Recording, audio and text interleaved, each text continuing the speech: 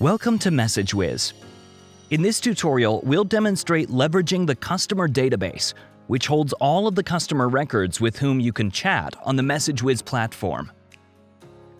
Each entry includes the customer's name, phone number, and country. You can start a new conversation by clicking the chat button next to any customer.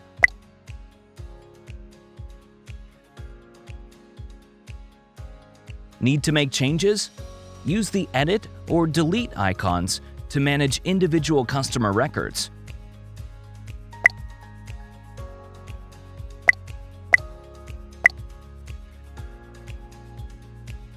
To add a new customer, click the Add Customer button. Enter the customer's name and phone number, including the country code. The country will be detected automatically.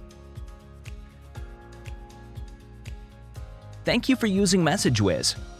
For more tutorials, visit our website or contact our support team.